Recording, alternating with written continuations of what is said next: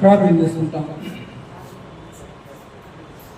మా కొడుకుగా మా కాపరిశుద్ధిగా మా ప్రభువు తండ్రి మా జీవుగా ఎంతో నమ్మదగిన మా ప్రియరక్షక మీ పాదాలు పొందలు ఆయన మీ స్థైర్యాన్ని స్తోత్రం రాజా మీ స్తోత్రం దేవా ప్రభువా ఇదిగో తండ్రి ఈ దినం నా తండ్రి ఉదయం ప్రభువా మీ యొక్క మా తండ్రి మీ బిడ్డలతో చేరి మేము స్థితించి కనుపచ్చి మీకు ఆరాధించి మీకు కాసులు చెల్లించుకుని మీ శరీరం మీ రకంలో పరిపాలిస్తున్నా మీ సంతోషాన్ని ఆనందం అనుభవించుకుని ఈ ఉదయంతో కూడా మా తండ్రి మాకు ఉన్నారు అయ్యా మీ స్తోత్రాలు తిరిగి మరలా మా ప్రభువ ఈ యొక్క సాయంకాలం ఈ రాత్రి సమయంలో మా ప్రభువ దేవ మీరు ఏర్పాటు చేసుకుంటూ మా తండ్రి ఈ యొక్క తండ్రి మరి తెలుగు ప్రాంతంలో మా ప్రభువ దేవ ఈ మా ప్రేక్షకులు స్తోత్రాలు దేవ మరి ఈ యొక్క మీ ఉద్దేశంతో మా ప్రభువ ఈ ప్రవేశం ప్రారంభించారు ఆ ఉద్దేశం నెరవేర్చుకుని మీ నామం మహింపరచుకుంటూ కాకని దేవ మమ్మల్ని కూడా మా తండ్రి తీసుకొచ్చేటువంటి ప్రభావ స్తోత్రాలు ఇంకా రావాల్సినటువంటి మీ ఎవరు కూడా మా ప్రభువ మార్పు మధ్యలో ఎడల వాటి కూడా తండ్రి సకాలం నడిపించి మీ సన్నిధి తీసుకురావాల్సిందిగా ప్రభువ ప్రార్థిస్తున్నాం. అయ్యా తండ్రి ఈ సమయంలో మా ప్రభువ మా దేవ నీ దాసుడు మా ప్రేమటువంటి మా తండ్రి దేవ సోదరుడు మా ప్రభువ సుధీర్ మా ప్రభువ ఆయన ప్రాణాన్ని రక్షించుకొని మీ యొక్క మా తండ్రి మా ప్రభువ దేవ మీ విడగా స్వీకరించుకొని ఓ దేవా కనిపించినటువంటి యొక్క పైన బాబా భార్య బిడ్డలను పోషించుకుంటూ ఓ దేవా తండ్రి దేవా మీ యొక్క సన్నిధిలో మీ యొక్క సేవా ప్రత్యేకలు కూడా వాడబడి పాత్రగా చేసుకొని తండ్రి మీరు వాడుకుంటున్న కుటుంబ ప్రభావ స్తోత్రాలు సమయంలో మా ప్రభువ మీ బిడ్డ మా తండ్రి మా వద్దకు తీసుకొచ్చారు తండ్రి స్తోత్రాలు వందనాలు తండ్రి అయా ఈ సమయం మా ప్రభువ నీ దాసుని ద్వారా మా ప్రభువ ఈ ప్రేక్షకులు మా తండ్రి మీరు మాకేమైతే మా తండ్రి మరి ఏర్పరిచినారు తండ్రి అది మీ యొక్క ఆత్మబలంగా నీ దాసునితో మా తండ్రి మాట్లాడి మా ప్రభువ మా తండ్రి మీరు మా తండ్రి మీ ప్రభుత్వం మీ మాటలు దయచేసి తండ్రి మాకు ఎంతో ఉపయోగకరంగా మా తండ్రి సహాయం చేయమని దేవా తండ్రి మేము మా తండ్రి కొన్ని నిమిషాలు మా ప్రభువ మీ వాక్యం ధ్యానించి తదుపరి మా ప్రభువ దేవా ఈ యొక్క ప్రవేశం ఉద్దేశాన్ని నెరవేర్చుకుంటూ మా తండ్రి దేవా కొన్ని నిమిషాలు మీ సమయంలో మా ప్రభువ తండ్రి ప్రార్థించుకోవడానికి ప్రయత్నించుకుని అయ్యా ఈ సమయంలో మా దేవా మీ దయగల మీ కృపగల పుస్తకాలకి మీరు బిడ్డలను మమ్మల్ని సమర్పించుకుంటూ మా తండ్రి పాడుకునే పాటల ద్వారా ధ్యానించే వాక్యం మూలంగా అన్నిటి మూలంగా తండ్రి మీ యొక్క నామాన్ని మహింపరుచుకొని ఈ కోరిక ఆది అంతమై మీరే నడిపించి మీ నామాన్ని మహింపరుచుకొని మీ దేవుడికి ఆశీర్వాదం పంపించుకోలేకుండా మీ కృపగల దయగల స్థాయికి మమ్మల్ని అందరినీ సమర్పించి మా ప్రభు మా రక్షకుడు విమోచకుడు యేసుక్రీస్తు వారి పరిశుద్ధ నామమున ప్రార్థించి స్తుతించి వేడుచున్నాము తండ్రి ఆమేన్.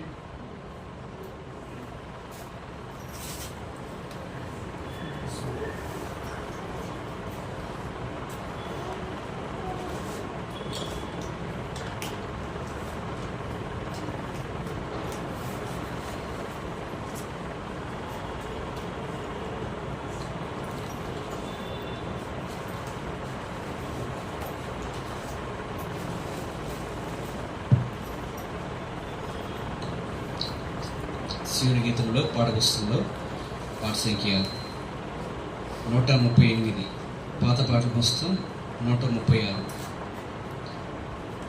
138 పాత పాటల పుస్తకం అయితే 136. ఆద్యంత రహిత ప్రభువ రాజులకు రాజా ప్రభు యేసు నీవే సదా.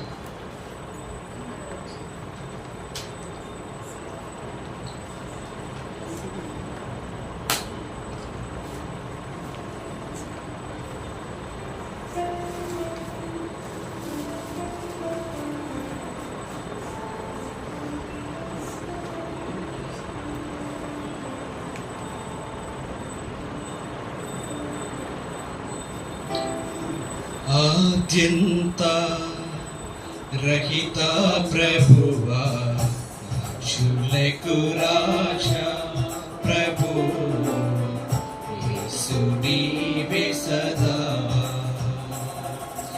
ఆద్యంత రహిత ప్రభువా రాజా ప్రభు యేసు నీవే సదా. స్థానము విడచి నీ మహిమ విడచి అనుదినము నిన్ను దూషించి వైరి. స్థానము విడచి తన మహిమ విడచి అనుదినము నిన్ను దూషించి వైరి. ప్రధానత్వము పాడు చేసుకుని నీ ప్రభుత్వము నిరాకరించిన నీచున్ ప్రేమించితివి ప్రభు. సాటి నీకెవరు? నీ ప్రభుత్వము నిరాకరించిన నీచున్ ప్రేమించితివి ప్రభు. సాటి నీకెవరు?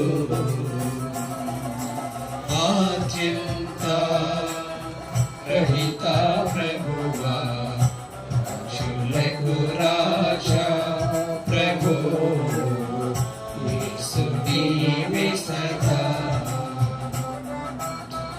ఆది జనకుడు ఏదెను తోటలో శోధనలో పడి వేధించబడినప్పుడు ఆది జనకుడు ఏదెను తోటలో శోధనలో పడి వేధించబడినప్పుడు ఆశలన్నీ అడిశలుగా చేసే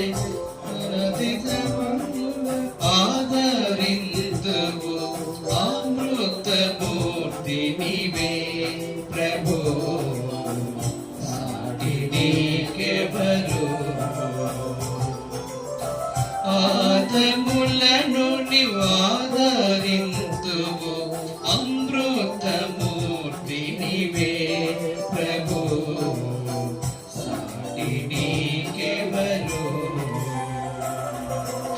ఆద్యంత రహిత ప్రభువా రాజులకు రాజా ప్రభు యేసు నీవే సదా. విత్యంత రహిత ప్రభువా రాజులకు రాజా ప్రభు యేసు నీవే సదా. పిలిచితివి ఇశ్రాయేలు సంతతిని వేల కొలది వాగ్దానములతో. పిలిచితివి ఇశ్రాయేలు సంతతిని వేల కొలది వాగ్దానములతో. కలిమి ఎందున కలతలందున తొలగిపోయిన తల్లడిల్లిన చల్లగా కాచితివి ప్రభు. సాటి నీకెవరు? తొలగిపోయిన తల్లడిల్లిన చల్లగా కాచితివి ప్రభు. సాటి నీకెవరు?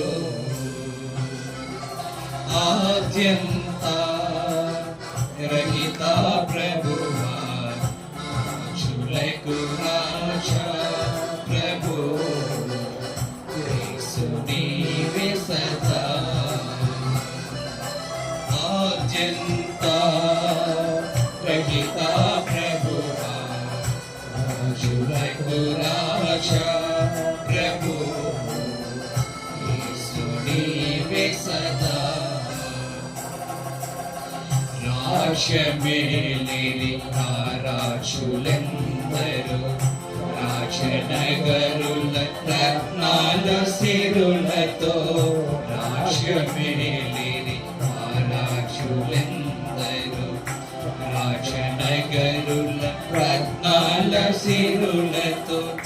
రాజకాంక్షతో రణములు తలిపిరి పదములను చూచి సదరును మరచిన నిత్య సాత్వికుడవు ప్రభు సాటి నీకెవరు రథములను చూచి సదయున్మరచిన నిత్య సాత్వికుడవు ప్రభు సాటి నీకెవరు ఆద్యంత రహిత ప్రభువా రాజులకు రాజా ప్రభు యేసు నీవే సదా ఆద్యంత రహిత ప్రభువా రాజులకు రాజా ప్రభు యేసు నీవే సదా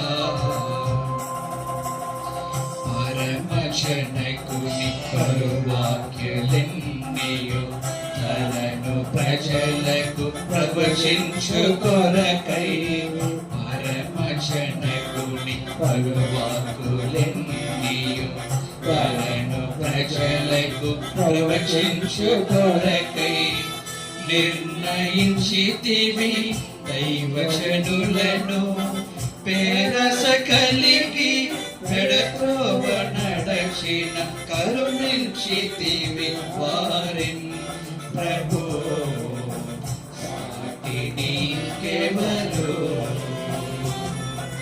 పేరస కలిగి పెడత్రోవ నడచిన కరుణించితివి వారిన్ ప్రభు సాటి నీకెవరు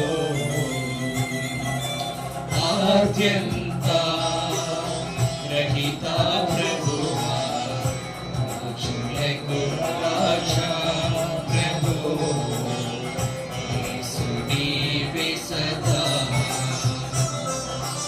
ఆద్యంత రహిత ప్రభువా రాజులకు రాజా ప్రభు యేసు నీవే సదా పాడేదన్ ప్రభు నీ ప్రేమ గీతం పడి చెడు నన్ను ప్రేమించితివేమని పాడేదన్ ప్రభు నీ ప్రేమ గీతం పడి చెడిన నన్ను ప్రేమించితవని అడిగితివి ప్రభు కలుషము నెల్ల విడచిన నేను నీ జాడలన్నీయు నడిపించి నావి కూడా ప్రభు సాటి నీకెవరు విడచిన నేను నీ జాడలన్నీయు నడిపించి నావి కూడా ప్రభు సాటి నీకెవరు ఆద్యంత రహిత ప్రభువా రాజులకు రాజా ప్రభు యేసు నీవే సదా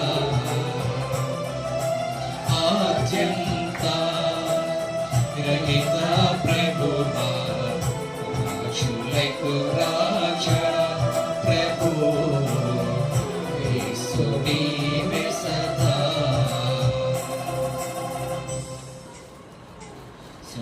రెండు కొత్త పాటలు పాడుకుందాం. ఈ సంవత్సరం వాగ్దాన పాట నేర్చుకుందాం.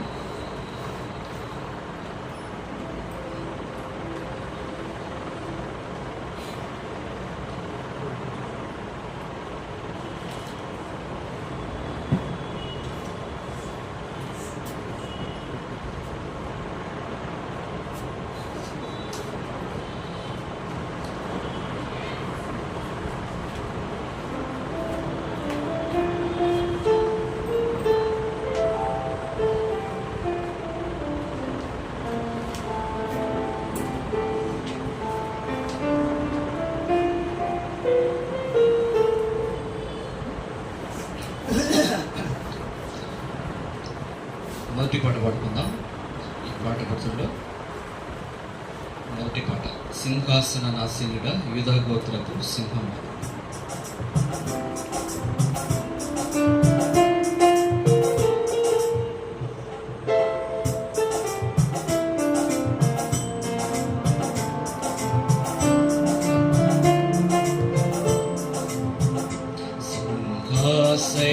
సింహాసనాసీనుడా, యూదా గోత్రపు సింహమా. సింహాసనాసీనుడా, యూదా గోత్రపు సింహమా. మాకై బలి అయితివి, మము సంపాదించితివి. మాకై బలి అయితివి, మము సంపాదించితివి. సింహాసనాసీనుడా, యూదా గోత్రపు సింహమా. సింహాసనాసీనుడా, ఇదిగో సమస్తమును నూతనముగా చేతునని. ఇదిగో సమస్తమును నూతనముగా చేతునని. యేసే సెలవిచ్చెను, తన మాటను నెరవేర్చెను. యేసే సెలవిచ్చెను, తన మాటను నెరవేర్చెను. తన భూమి కృత ఆకాశము ప్రభు మనకై సమకూర్చెను. తన భూమి కృత ఆకాశము ప్రభు మనకై సమకూర్చెను. తన సిలువలో నెరవేర్చెను. స్తుతింతుము, కీర్తింతుము, స్తుతియాగము నర్పింతుము. ఆరాధించి నిన్ను పూజించి బలియాగము నర్పింతుము. స్తుతింతుము, కీర్తింతుము, స్తుతియాగము నర్పింతుము. ఆరాధించి నిన్ను పూజించి బలియాగము నర్పింతుము. సింహాసనాసీనుడా, యూదా గోత్రపు సింహమా. సింహాసనాసీనుడా, యూదా గోత్రపు సింహమా. దావీదు సమస్తమును సంపాదించుకునెను.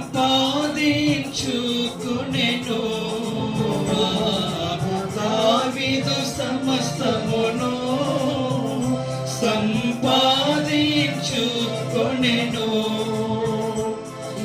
దీనుడై నిన్ను వేడగా తిరిగి సమకూర్చితివి. దీనుడై నిన్ను వేడగా తిరిగి సమకూర్చితివి. కోల్పోయిన ఆ సమస్తము నాకై సమకూర్చితివి.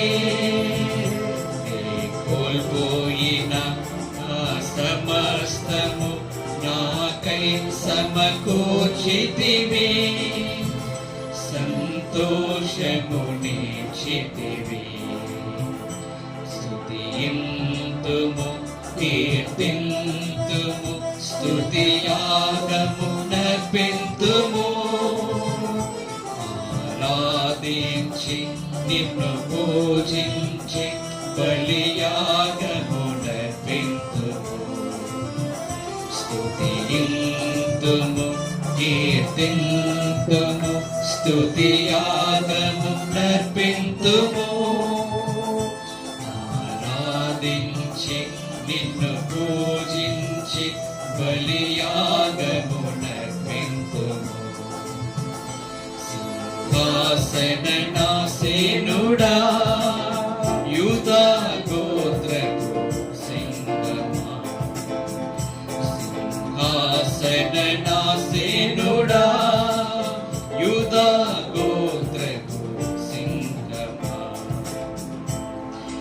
మిడతలు తినివేసిన ఆ అక్షరముల పంట, మిడతలు తినివేసిన ఆ అక్షరముల పంట,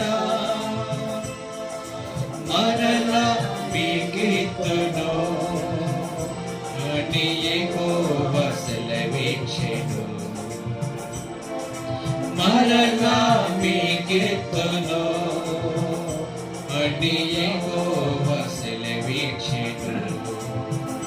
పసరు గొంగలి నాశపు పంట ప్రభు శీఘ్రమే సమకూర్చును. పసరు గొంగలి నాశపు పంట ప్రభు శీఘ్రమే సమకూర్చును. సమృద్ధిగా సమకూర్చును.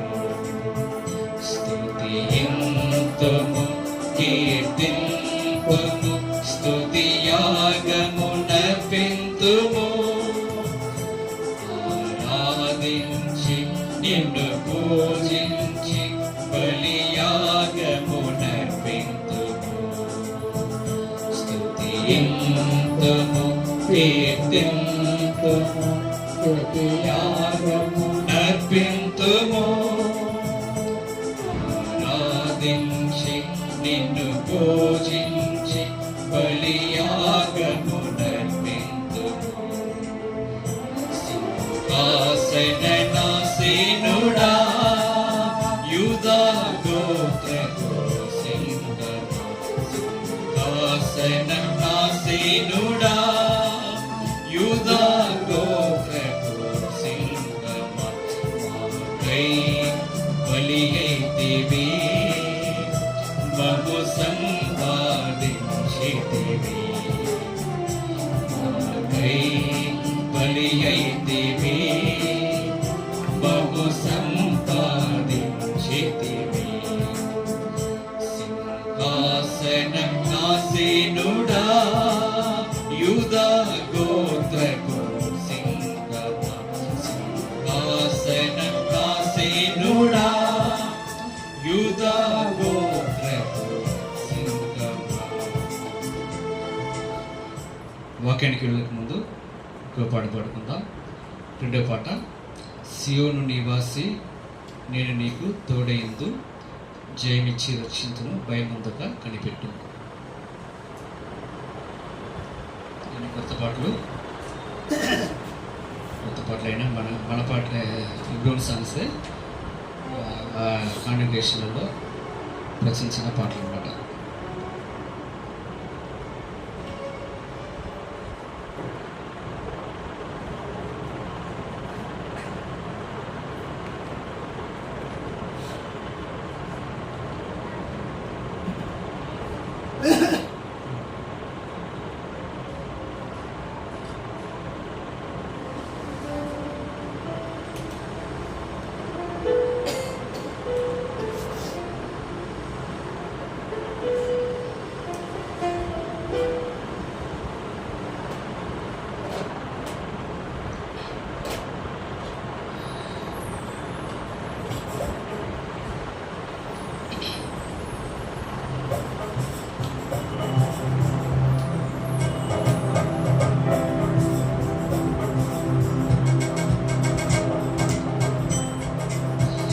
సియోను నివాసి నేను నీకు తోడైయుందు.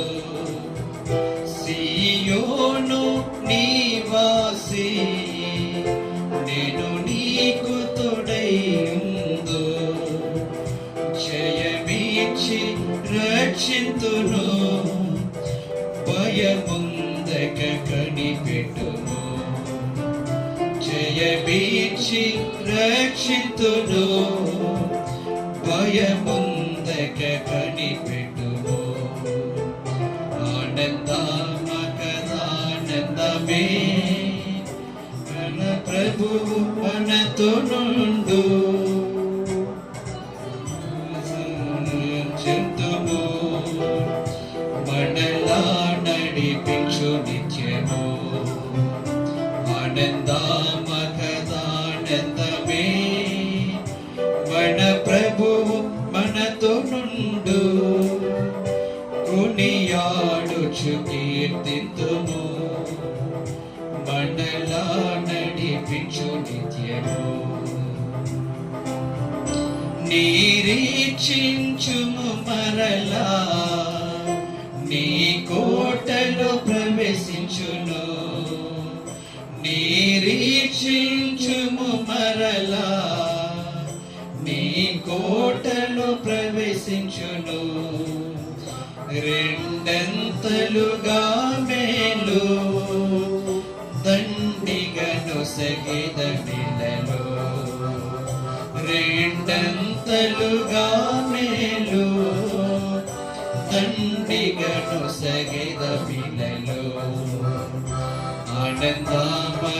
ఆనందమే మన ప్రభు మనతో నుండు కొనియాడుచు కీర్తింతుము మనలా నడిపించు నిత్యము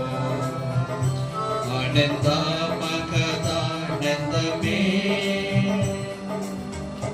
నీ దేవుడను నేను గర్దింతును నీ శత్రువున్ నీ దేవుడను నేను గర్దింతును నీ శత్రువున్ యుద్ధమాడి నీ పక్షముగా శ్రద్ధతో విజయము నీతును యుద్ధమాడి నీ పక్షముగా శ్రద్ధతో విజయము నీతును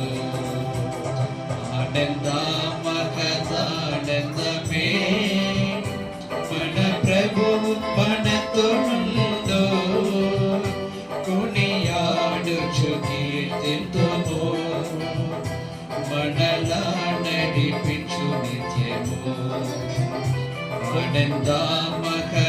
ఆనందమే నీ చేతి పనులన్నీయు ఆశీర్వదింతును నేను నీ చేతి పనులన్నీయు ఆశీర్వదింతును నేను నీకు తోడుగా నేనుందును నీకేమి ఎప్పుడు ఉండదు నీకు తోడుగా నేనుందును నీకేమి ఎప్పుడు ఉండదు ఆనందమే మన ప్రభువు మనతో నుండు కొనియాడుచు కీర్తింతుము మనలా నడిపించు నిత్యము ఆనందమే మునుపటి కంటే మిగులా మేలుల కలుగా చేతు మునుపటి కంటే మిగులా మేలుల కలుగా చేతు నిన్ను విస్తరింపగా చేసి నిన్న అభివృద్ధి పొందితు నిన్ను విస్తరింపగా చేసి నిన్న అభివృద్ధి పొందితును ఆనందమే మన ప్రభువు మనతో నుండు కొనియాడుచు కీర్తింతుము మనలా నడిపించు నిత్యము ఆనందమే కొని పూనుకొనుము లెమ్ము ప్రతి అవసరతను తీర్చును పని పూనుకొనుము లెమ్ము ప్రతి అవసరతను తీర్చును పునాదిపై నిర్మించుము పున ఫలితము పొసగిదరు పునాదిపై నిర్మించుము, పూర్ణ ఫలితం పొసగెదను. ఆనంద మహదానందమే మన ప్రభువు మనతో నుండు, కొనియాడుచు కీర్తింతుము, మనలా నడిపించు నిత్యము. ఆనంద మహదానందమే ఎంతో క్షేమముగా నుందువు, ఎంతో నెమ్మది దయచేతు, ఎంతో క్షేమముగా నుందువు, ఎంతో నెమ్మది దయచేతు, ఎంతో సౌందర్యమును సగి అంతము వరకు నడిపెదను, ఎంతో సౌందర్యమును సగి అంతము వరకు నడిపెదను. ఆనంద మహదానందమే మన ప్రభువు మనతో నుండు, కొనియాడుచు కీర్తింతుము, మనలా నడిపించు నిత్యము. ఆనంద మహదానందమే మన ప్రభువు మనతో నుండు, కొనియాడుచు కీర్తింతుము, మనలా నడిపించు నిత్యము.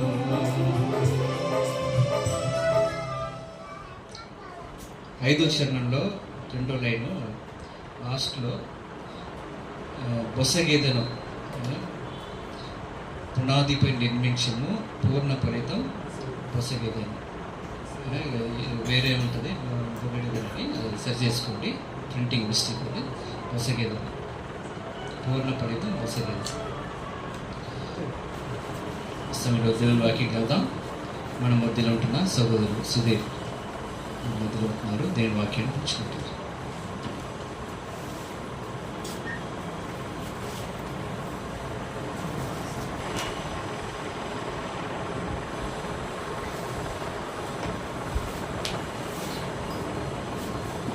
ఈ సమయంలో చేరువచ్చిన మీ అందరికీ కూడా ప్రభు యేసు క్రీస్తు వారి ప్రశస్తమైన నామంలో తెలియజేస్తున్నాను. చాలా సంతోషం. ఈ యొక్క రాత్రికాల సమయంలో మీతో కూడా మరి ప్రభువులు సేవించేటువంటి వాక్యాన్ని దేవుడు నాకు అనుగ్రహిస్తూ వచ్చాను. ఇందుని బట్టి ప్రభువును గణపరుస్తున్నాను. రండి వాక్యాన్ని చదువుకుంటాం. ద బుక్ ఆఫ్ సామ్స్, కీర్తనల గ్రంథము 145వ కీర్తన. 145వ కీర్తన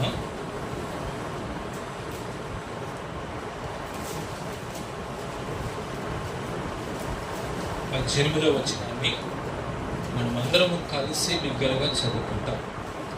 145వ కీర్తన 18వ వచనం అందరము కలిసి బిగ్గరగా చదువుకుంటాం. తనకు మొరపెట్టు వారికి తనకు నిజముగా మొరపెట్టు వారికి అందరికీ యెహోవా సమీపముగా ఉన్నాడు. మరలా చదువుకుంటాం ఇదే మాట. తనకు మొరపెట్టు వారికి అందరికీ, తనకు నిజముగా మొరపెట్టు వారికి అందరికీ యెహోవా సమీపముగా ఉన్నాడు. ప్రార్థన చేసుకుంటాం. దేవుని సహాయం పొందుతాం. మహాపరిశుద్ధుడైన మా తండ్రి, ఈ ఘనమైన శ్రేష్టమైన మహోన్నతమైన మీ నామమును బట్టి నీకు స్తోత్రములు. ఈ యొక్క రాత్రికాల సమయంలో ప్రభువు యొక్క పొడిగిలో ప్రభువు చిత్తానుసారముగా దిగిసినటువంటి ఈ ప్రార్థన గ్రహాన్ని బట్టి మీకు స్తోత్రములు, వందనములు చెల్లిస్తున్నాం. మరి చివరి దినాలలో మీ కొరకై నమ్మకస్తులముగా, ఈ పరిచర్యలో నమ్మకస్తులముగా జీవించే భాగ్యాన్ని మీరు మాకు అనుగ్రహిస్తున్నారు. ప్రభువు మీకు స్తోత్రములు. ప్రభువు తనకు నిజముగా మొరపెట్టే వారికి మీ సమీపముగా ఉన్నటువంటి దేవుడు, నా మరణ ఆలకించేటువంటి దేవుడు, నాకు జవాబు అనుగ్రహించేటువంటి దేవుడు. ఈ లోకంలో మేము ఒంటరి వారము కాదు, కానీ మీరు మాతో ఉన్నటువంటి దేవుడు. మమ్మలను ధైర్యపరుస్తూ నడిపిస్తున్నటువంటి దేవా మీకు స్తోత్రములు.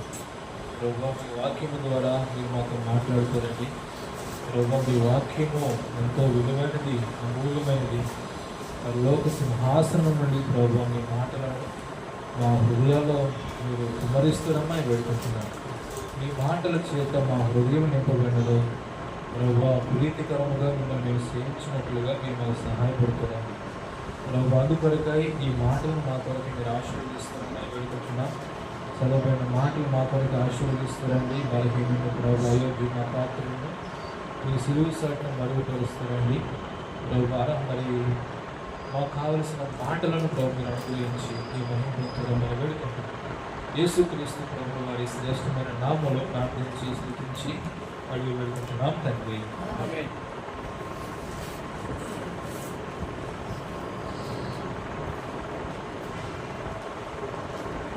145వ కీర్తనలో మనం చూసినట్లయితే ఇక్కడ దావీదు గారు తన అనుభవాన్ని ఈ రీతిగా సెలవిస్తుంటున్నాడు. ఏ రీతిగానంటే ఎవరైతే ఆయనకు నిజముగా మొరపెడతారో వారందరికీ ఆయన ఎట్లా ఉన్నాడంట, సమీపముగా ఉన్నాడు. తన యందు భయభక్తులు గల వారి కోరిక లభించాలి. అయితే ఇక్కడ మనం ఏం చేయాలంటే చివరి దినాల్లో మనము ఆయనకు మనం మొరపెట్టాలా, ఏ రీతిగా మొరపెట్టాలా అంటే నిజముగా మొరపెట్టాలని దేవుడు కోరుతుంటున్నాడు. ఎవరు నిజముగా మొరపెట్టగలరు అని అంటే ఆయనకు సమీపముగా ఉన్నవారు మాత్రమే మొరపెట్టగలరు.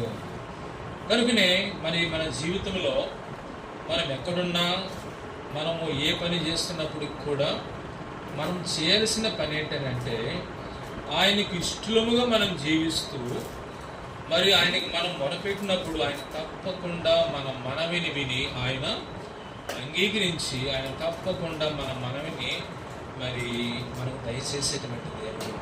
కనుక ఒక భక్తుని మనం చూద్దాం రండి. ఆయన తన జీవితంలో దేవునికి మొరపెట్టి లేకపోతే దేవునికి నమ్మకస్తుడిగా జీవించి దేవుని చేత సాక్ష్యము పొందిన వ్యక్తిగా మనం చూస్తున్నాం రండి. మరి యెహోషువ గ్రంథము 13వ లేకపోతే 14వ అధ్యాయం. యెహోషువ గ్రంథము 14వ అధ్యాయం మనం చూసినట్లయితే ఇక్కడ ఒక వ్యక్తి మనకు పరిచయం అవుతాడు. మనం చూద్దాం రండి. యెహోషువ గ్రంథము 13వ లేకపోతే 14వ అధ్యాయం. The book of Joshua, chapter 14. యెహోషువ గ్రంథము 14వ అధ్యాయము 9వ వచనములో దేవుడే మరి ఒక వ్యక్తిని గురించి ఇక్కడ సాక్ష్యం ఇచ్చినట్లుగా మనం చూస్తున్నాం. ఎవరు ఆ వ్యక్తి అని అంటే ఇక్కడ రాయబడిన మాట మనం జ్ఞాపకం చేసుకున్నట్లయితే మరి చూడండి, మనం చూద్దాం. చదవండి అన్నమాట 9వ వచనం.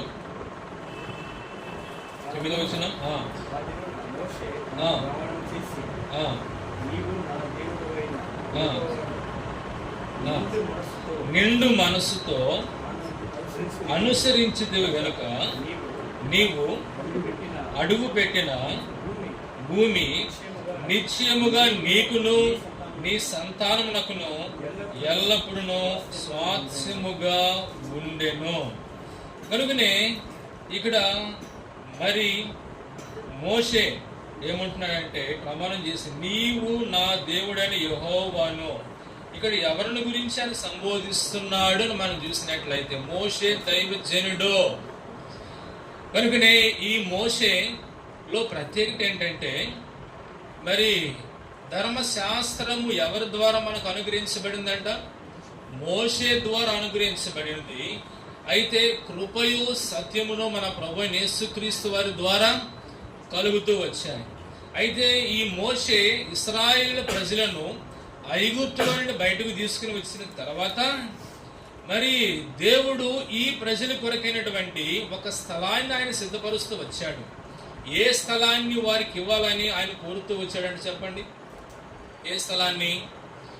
ఏ స్థలాన్ని ఇశ్రాయేలు ప్రజల కొరకై లేకపోతే తన స్వాస్థ్యముగా ఎంచుకున్నటువంటి ప్రజల కొరకై ఇవ్వాలని దేవుడు ఇష్టపడ్డాడంట. కనాను అనగా పాలు తేనెలు ప్రవహించేటువంటి దేశము. అలాంటి దేశాన్ని తన ప్రజలైనటువంటి, తన స్వాస్థ్యమైనటువంటి ఇశ్రాయేల్ ప్రజలకు ఇవ్వాలని మరి మోషేను దేవుడు లేపి, మోషే మరి ఈ ప్రజలను నేనేం చేస్తానంటే నేను నడిపిస్తాను, వారికి అరణ్యములు నేను తోడుగా ఉంటాను, వారికి కావలసినటువంటి నీటిని, ఆహారాన్ని సమృద్ధిగా ఇచ్చి ఆయన వారి 40 సంవత్సరములను ఆయన నడిపిస్తూ వచ్చాడు. ఎందుకో తెలుసా? ఎందుకనంటే వారు ఒక శ్రేష్టమైనటువంటి దేశంలోనికి వారు వెళ్ళాలని అంటే వారు అనేకమైనటువంటి పరీక్షలు గుండా వారు వెళ్తూ వచ్చారు.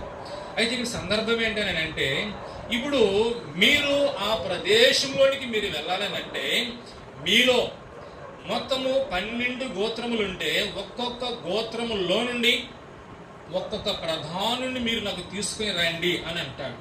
ఒక్కొక్క ప్రధానుని మీరు తీసుకొని మొత్తం మరి 12 ట్రైబ్స్ ఉంటే 12 గోత్రాలు ఉంటే ఒక్కొక్క గోత్రములో నుండి ప్రధానుని మీరు ఎన్నుకొని ఈ 12 మందిని మీరు ఏం చేయండి అని అంటే ఆ కనానుకు పంపండి.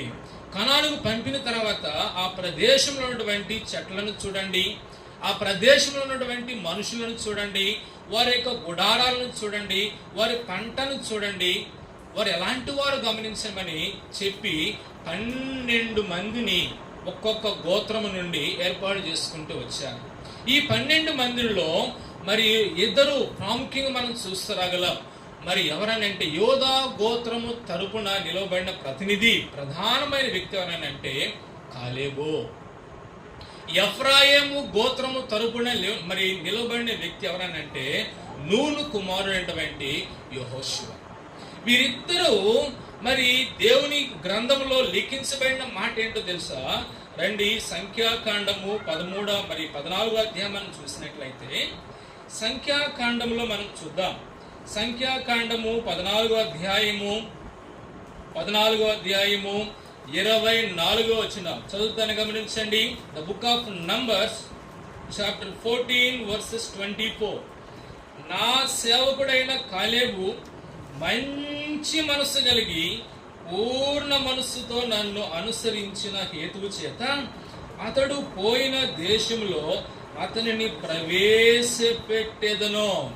ఇక్కడ కాలేబు గురించి మరి దేవుడు ఇస్తున్నటువంటి సాక్ష్యము ఏంటంటే ఈ కాలేబు ఎలాంటి వాడో తెలుసా? ఈ కాలేబు ఎలాంటి వాడు అంటే మంచి మనసు కలిగినటువంటి వాడు. కనుకనే దేవుణ్ణి వెంబడిస్తున్న నీవు నేను మన జీవితంలో కలిగి ఉండాల్సిన ప్రాముఖ్యమైన లక్షణం ఏంటంటే మంచి మనసు. మన దేవుణ్ణి మనం ఆరాధిస్తున్నా మంచిదే, ఆరాధిస్తున్న నీవు నేను మనమందరము కూడా ఎలాంటి మనస్సు కలిగి మనం వెంబడించాలంట? మంచి మనస్సు కలిగి మనము దేవుణ్ణి మనం వెంబడించినప్పుడు ఆయన మనల్ని ఏం చేస్తాడంట? ఆయన తప్పకుండా మనల్ని ఆశీర్వదిస్తాడు. ఈ వ్యక్తిలో మనం చూద్దాం రండి. ఈ కాలేబు గురించి దేవుడు ఏమంటున్నాడంటే నా సేవకుడు. కనుకనే సేవకులు అంటే మరి దేవుని సేవకు సమర్పించుకొని చేసేవాళ్ళు కదా సేవకులు. ఎవరైతే మంచి మనసుతోటి, మంచి పూర్ణ హృదయంతోటి దేవుని పనులను మరి తలపెట్టి వాటిని క్రమముగా మర్యాదగా దేవుని సేవ జరిగిస్తూ ఉంటారో వారందరూ కూడా ఎలాంటి వారంట? మంచి మనస్సు కలిగినటువంటి వారు. అయితే ఇక్కడ ఈ కాలేబు విషయం మనం ఇక్కడ వచ్చినట్లయితే నా సేవకుడైన కాలేబు మంచి మనసు కలిగి ఉన్నాడు. అంత మాత్రమే కాదు, రెండవ మాట మనం చూసుకున్నా 24వ వచనము, పూర్ణ మనసుతో నన్ను అనుసరించిన హేతువు చేత అతడు పోయిన దేశములో అతనిని ప్రవేశపెట్టెదను. ఇక్కడ మనం చూసినప్పుడు ఈ కాలేబులో ఉన్నటువంటి గొప్ప లక్షణం ఏంటంటే చెప్పండి, ఈ కాలేబు దేవుణ్ణి నమ్మకంగా జీవిస్తూ వచ్చాడు, మంచి మనసు కలిగి దేవుని సేవిస్తూ వచ్చాడు. అయితే ఈ 12 గోత్రములలో నుండి 12 ప్రధానులు వెళ్తూ వచ్చారు. మనం చూద్దాం రెండవ మాట. సంఖ్యాకాండము 13వ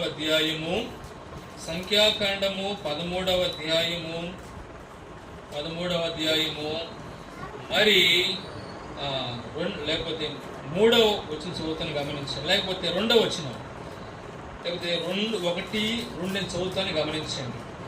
యెహోవా మోషేకు ఇలాగూ సెలవిచ్చెను, నేను ఇశ్రాయేలులకు ఇచ్చుచున్న కనాను దేశమును సంచరించి చూచుటకు నీవు మనుషులను పంపుము.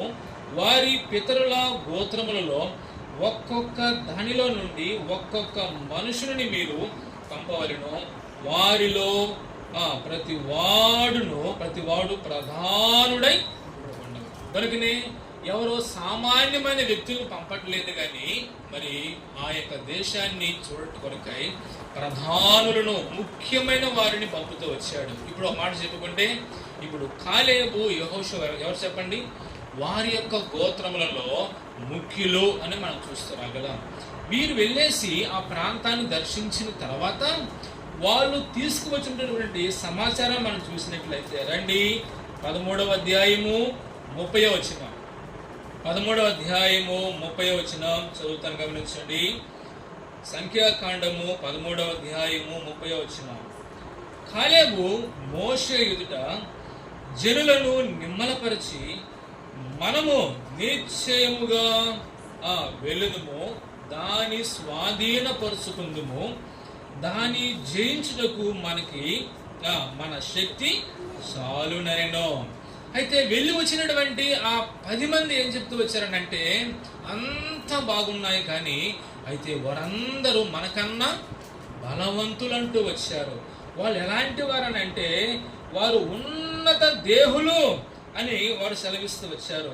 అక్కడ మరి నెఫీయుల సంబంధులైనటువంటి ఆనవాళ్ళు వాళ్ళు చెబుతూ వచ్చారు. ఇక మనం చూసినట్లయితే చూశారు, మంచిదే. ఇక్కడ 2 సమాచారాలు వస్తూ వచ్చాయి కనాను దేశం నుండి.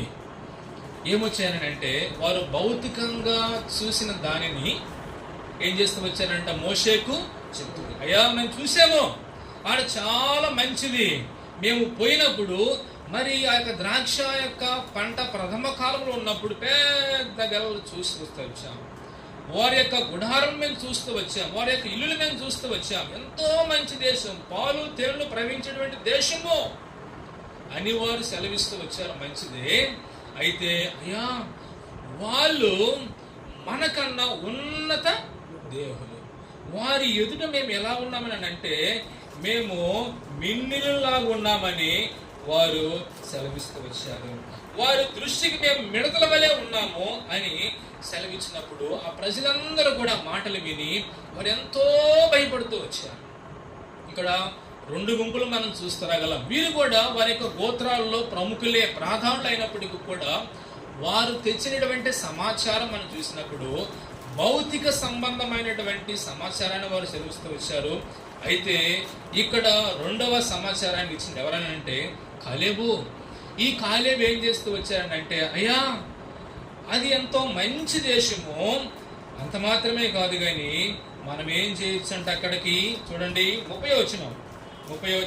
ఈ కాలేబు ఏం చేస్తూ వచ్చాడంటే జనులందరినీ కూడా నిమ్మలపరుస్తూ వచ్చాడు. నెమ్మది. అప్పుడు దాకా జనులకు అనేక మందికి కలవరం ఉన్నది, అయ్యో మనం అక్కడికి వెళ్ళినప్పుడు మన పరిస్థితి ఎలా ఉంటుందో అని వారు భయపడుతూ వచ్చారు. జనులలో ఇప్పుడు ఏమున్నది చెప్పండి? భయం ఉన్నది.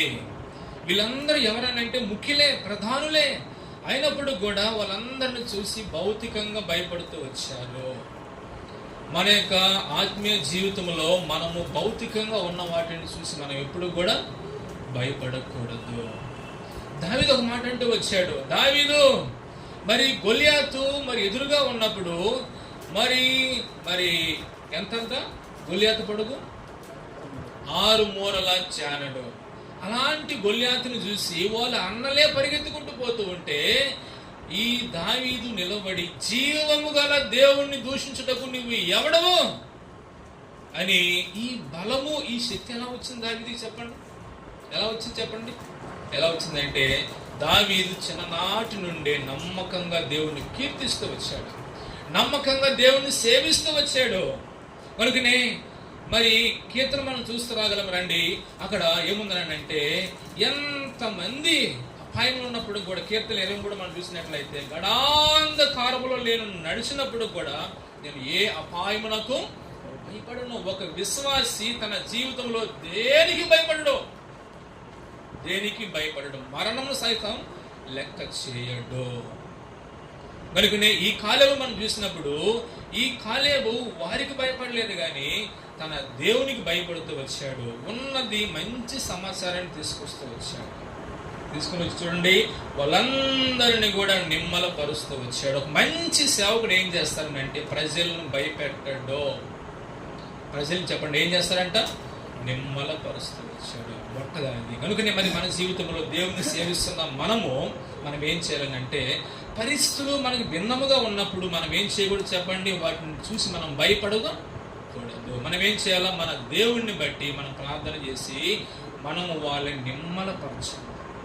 మనం వారికి నెమ్మదిని అనుకుని మరి నెమ్మదిని, సమాధానాన్ని మనము ప్రకటించాలని దేవుని యొక్క చిత్తము. రెండవదిగా రండి, కాలేబు తన జీవితంలో ఏం చేస్తూ వచ్చాడంట?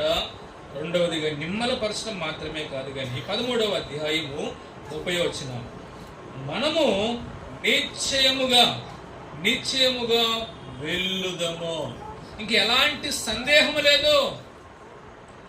మనము నిశ్చయముగా, మనకి ఎలాంటి అభయం లేదు, మనం నిశ్చయముగా వెళ్ళవచ్చు. కనుకనే దేవుణ్ణి సేవించేటువంటి మనకు ఒక నిశ్చయత ఉంటుంది. ఏదైనా ఒక పని మనం పూనుకొని మనం చేస్తున్నామని అంటే ఆ పనిలో దేవుడు నిశ్చయతను మనకు అనుగ్రహిస్తాడు. పనిలో అపనమ్మకాన్ని దేవుడు మనకి ఇవ్వడు కానీ పనిలో నిశ్చయత, ఎన్ని ఆటంకములు ఉన్నా, ఎన్ని అభ్యంతరాలు ఉన్నా కూడా మనం ఏం చెప్పండి, దేవుడిని మనం పూర్ణ హృదయంతో మనం సేవిస్తూ మనం ముందుకెళ్ళినప్పుడు దేవుడు మనకి నిశ్చయముగా దేవుడు మనకు జయమును అనుగ్రహిస్తాడు. కనుకనే కాలేబులో రెండవదిగా మనం చూసినట్లయితే మొదటిది నిమ్మలపరుస్తూ వచ్చాడు, రెండవది నిశ్చయముగా అభయాన్ని ఆయన అనుగ్రహిస్తూ వచ్చాడు తన ప్రజలకు. మూడవదిగా మనం చూసినప్పుడు రండి, అంత మాత్రమే కాదు కానీ ఇంకా ముందుకు ఒక మాట అంటే వస్తూ వచ్చాడు. 30వ వచనం మనం చూద్దాం రండి. దాని స్వాధీనపరుచుకుందుము అంటూ వచ్చాడు. మనము వెళ్ళటం మాత్రమే కాదు కానీ వెళ్ళిన తర్వాత ఏం చేస్తామంట? ఏం చేస్తాం? చూసి రావటం కాదు. ఏం చెప్పండి? ఏం చేస్తామంట? స్వాధీనపరుచుకుంటాము. ఎట్లా జయించగలము వాళ్ళని? మన ముందు వాళ్ళు ఎంత బలవంతులుగా ఉన్నప్పటికీ కూడా ఒక మాట ఉన్నది దేవుని యొక్క వాక్యంలో, ఈ లోకములో ఉన్నవాని కన్నా మనలో ఉన్నవాడు ఎలాగంటే చెప్పండి, ఎవరంట? గొప్పవాడు అనేటువంటి సంగతిని కాలేబు తన జీవితంలో ఎరుగుతూ వచ్చాడు.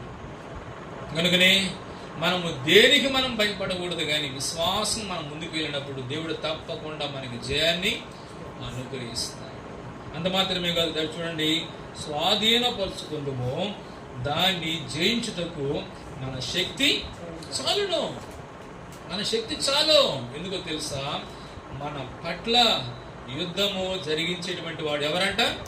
దేవుడు. ఎట్లా వచ్చింది ఈ యొక్క శక్తి అని అంటే తన పితరులైనటువంటి వారిని ఆయన గమనిస్తూ వచ్చాడు. దేవుడు అంటూ వచ్చాడు కదా మోషేతోటి, నీవు ఊరగా నిల్చుండుమో నేను వారితో యుద్ధము చేస్తాను.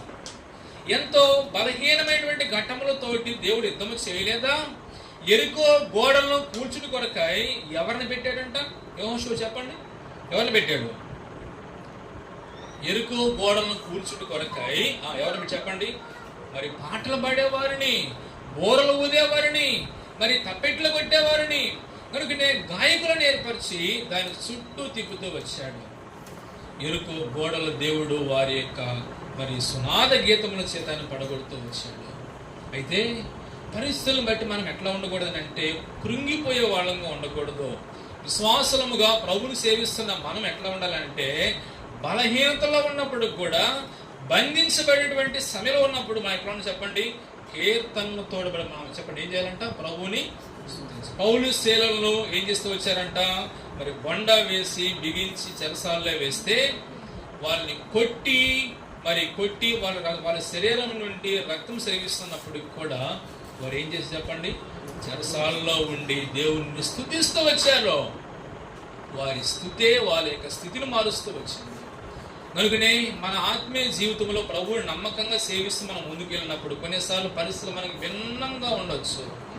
అయితే ఈ కాలేబు ద్వారా మనం ఏం నేర్చుకున్నామని అంటే, మన ఆత్మీయ జీవితము భౌతికమైన వాటిని మనం చూసి మనం భయపడకూడదు, కానీ మనలో ఉన్నటువంటి దేవుడిని మనం నమ్మకంగా మనం సేవించినప్పుడు దేవుడు మనలను ఆశీర్వదిస్తాడు. మన ద్వారా మన సంతతిని కూడా దేవుడు ఆశీర్వదిస్తాడు. ఇప్పుడు రండి, కాలేబు యొక్క కుటుంబానికి మనం వచ్చినప్పుడు, కాలేబు మరి ఒక కుమార్తె ఉన్నది. ఎవరో చెప్పండి ఆమె? కాలేబు గారి కుమార్తె ఎవరంట? కాలేబు గారి కుమార్తె ఎవరు? రండి చదువుకుంటాం రెండో మాట. మరి యెహోషువ గ్రంథము ఈ యెహోషువ తండ్రి అయినటువంటి దేవుణ్ణి మరి నమ్మకంగా సేవిస్తూ వచ్చాడు. మంచి మనసుతోటి, పూర్ణ మనసుతోటి సేవిస్తూ వచ్చాడు. కనుకనే దేవుడే సాక్ష్యం ఇస్తూ వచ్చాడు. కనుకనే మనుషుల సాక్ష్యము మరి అంత బలముగా ఉండదు, కానీ దేవుడిచ్చే సాక్ష్యం ఎలాంటిదంట? బలమైనది. కనుకనే దేవుడు మనకిచ్చేటువంటి సాక్ష్యాన్ని మనం కాపాడుకొని, లేకపోతే దేవుడు మనకిచ్చినటువంటి సాక్ష్యము నమ్మకత్వాన్ని మనం కాపాడుకొని ప్రభు కొరకే నమ్మకంగా మనం జీవించినప్పుడు దేవుడు తప్పకుండా మనల్ని ఆశీర్వదించేటువంటి వాడుగా ఉంటాడు. రండి, యెహోషువ గ్రంథము 15వ అధ్యాయము ఇక్కడ మనం చూసినట్లయితే, దానికన్నా ముందుగా ఇక్కడ మాట మీకు జ్ఞాపకం చేస్తాను. 14వ అధ్యాయము 13వ వచనం. యెహోషువ గ్రంథము 13 లేకపోతే 14వ అధ్యాయం 13వ వచనం.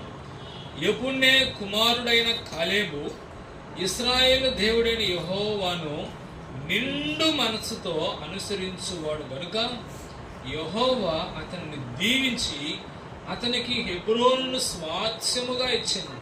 కనుకనే చివరి మాట చూడండి, 15వ వచనం కూడా. పూర్వము హెబ్రోను పేరు కిరియత్ అర్బా అనాకీలలో గొప్పవాడు. అప్పుడు దేశము యుద్ధము లేకుండా నెమ్మదిగా ఉండెను. కనుకనే ఎవరైతే దేవుని నమ్మకంగా సేవిస్తారో వారి గృహములో ఏముంటుంది చెప్పండి? నెమ్మది. వారు ఎక్కడుంటారో ఆ ప్రజల మధ్య దేవుడి నెమ్మదిని అనుగ్రహిస్తారు. కనుకనే ఈ దినాల్లో అనేక మంది నెమ్మది లేక జీవిస్తుంటున్నారు. కనుకనే దేవుణ్ణి సేవిస్తున్న నీవు నేను ఎలా ఉండాలంట? మరి కాలేబు వలె నిండు మనసుతోటి, మంచి మనసుతోటి మనము దేవుణ్ణి సేవించినప్పుడు దేవుడు మనకి నెమ్మదిస్తాడు, మన కుటుంబంలో నెమ్మదిస్తాడు, మన సంఘంలో నెమ్మదిస్తాడు, మనము జీవిస్తున్నటువంటి ప్రజలందరి మధ్య మనకు నెమ్మదిని దేవుడు అనుగ్రహిస్తాడు. కనుక నెమ్మది ఉంటే మనం ఎన్ని పనులను మనము చేయవచ్చు. నెమ్మది లేకుండా విస్తారమైన పని పెట్టుకొని చేస్తే ప్రయోజనం ఉండదు. కనుక నెమ్మది అనేటువంటిది చాలా ప్రాముఖ్యమైనది మన జీవితంలో. అయితే ఇప్పుడు రండి, మరి కాలేబు కుటుంబాన్ని మనం వచ్చినప్పుడు దేవుడు కాలేబుని ఆశీర్వదిస్తున్నారు. ఎందుకు చెప్పండి? కాలేబు తన జీవితంలో దేవుని నమ్మకంగా పూర్ణ మనసుతోటి ఆయన సేవిస్తూ వచ్చింది. అయితే మనము కూడా ఈ చివరి దినాల్లో మనం ఎక్కడున్నప్పటికీ కూడా దేవుణ్ణి మనం పూర్ణ మనసుతోటి, మంచి మనసుతో మనం సేవించినప్పుడు దేవుడు మనల్ని ఆశీర్వదిస్తాడు. మనతో ఆశీర్వాదం ఆగిపోదు, కానీ మన తర్వాత మన పిల్లలకు కూడా ఆశీర్వాదము కొనసాగుతుంది. కనుకనే మన ద్వారా మన పిల్లలకు మనం ఏం చేయాలి చెప్పండి? ఆశీర్వాదాలని కొనసాగించాలి. అబ్రహాము చనిపోయిన తర్వాత అబ్రహాము ఆశీర్వాదం అంతటితో ఆగిపోలేదు, కానీ అబ్రహాము చనిపోయిన తర్వాత అబ్రహాము ఆశీర్వాదము చెప్పండి ఎవరికి వచ్చిందంట? ఇస్సాకు వచ్చింది. ఇస్సాకు ఆ దేశంలో విత్తనము వేసి నూరంతల పంట పండుతూ వచ్చాడు. కనుకనే మన విశ్వాస జీవితము ద్వారా, మన యొక్క భక్తి జీవితము ద్వారా, మన ఆరాధన జీవితము ద్వారా మనకు ఆశీర్వాదము, మన ద్వారా ఆశీర్వాదాలు మన సంతతికి చెప్పండి ప్రవహించాలా, ఆగిపోయేదిగా ఉండకూడదు. ఇప్పుడు ఆగిపోతాయంటే ఆశీర్వాదాలు చెప్పండి? మన జీవితంలో ప్రభువుకి ఎలా ఉండకూడదని చెప్పండి? అలక్ష్యముగా ఉండకూడదు. ఇక్కడ మాట రాయబడి చూడండి, చాలా ప్రాముఖ్యమైన మాట మీకు జ్ఞాపకం చేస్తాను. ఇక్కడ ఒక మాట రాయబడి చెప్పండి చూడండి. ఇక్కడ వారు దేవుణ్ణి ఏం చేయలేదంట? అలక్ష్యము చేసినందున అని ఒక మాట ఉన్నది. ఇక్కడ రండి, ఆ మాట మీకు జ్ఞాపకం చేస్తాను. సంఖ్యాకాండం చూడండి అన్నమాట. సంఖ్యాకాండంలో ఉంటుంది 14వ అధ్యాయము. సంఖ్యాకాండము 14వ అధ్యాయము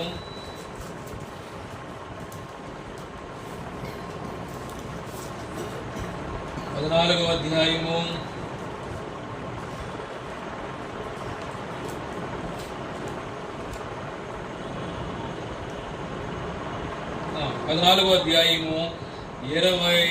23వ వచనం చదువుతాను, గమనించండి. కాగా వారి పితరులకు ప్రమాణ పూర్వకముగా నేను ఇచ్చిన దేశమును వారు చూడరు, నన్ను అలక్ష్యము చేసిన వారిలో ఎవరునూ దానిని చూడరు. ఇక్కడ ఒక మాట మనం గమనించగలం. తాగినట్లయితే దేవుణ్ణి మనం ఎప్పుడు కూడా అలక్ష్యము చేయకూడదు. చాలా ప్రాముఖ్యమైన మాట. దేవుణ్ణి మనం ఎప్పుడు కూడా అలక్ష్యము, ఎలాంటి పరిస్థితులు ఉన్నప్పుడు కూడా, మనం బలహీనతలో ఉన్నప్పుడు కూడా దేవుణ్ణి మనం నమ్మకంగా మనం సేవించినప్పుడు దేవుడు మనల్ని, మన భక్తి జీవితాన్ని దేవుడు ఆశీర్వదించేటువంటి వాడుగా ఉంటాడు. అయితే దేవుడిని ఈ ప్రజలు ఏం చేస్తూ వచ్చారనంటే, అలక్ష్యం చేసేసరికి వారిలో ఎవరు కూడా ప్రవేశించలేదు. అయితే ఈ యొక్క కాలేబు మనం చూసినట్లయితే ఆసక్తితో దేవుణ్ణి సేవిస్తూ వచ్చాడు. మిగిలిన వారు ఏం చేసి చెప్పండి, అలక్ష్యం చేస్తూ వస్తే ఈ కాలేబు మాత్రం ఏం చెప్పండి, ఏం చేస్తూ వచ్చాడంట, ఆసక్తితోటి. కనుకనే ఆసక్తితో దేవుణ్ణి సేవించడాన్ని బట్టి తన జీవితంలో ఎన్నో గొప్ప మేళ్ళు మనం పొందినట్లుగా మనం చూస్తూ రాగలము. రండి యెహోషువ కాలేబు మనం వచ్చినట్లయితే, కాలేబు ఒక కుటుంబ జీవితాన్ని మీకు జ్ఞాపకం చేస్తాం. రండి, మనం చూసినప్పుడు న్యాయాధిపతుల్లో ఆ మాట మనం చూద్దాం. న్యాయాధిపతులు 1వ అధ్యాయము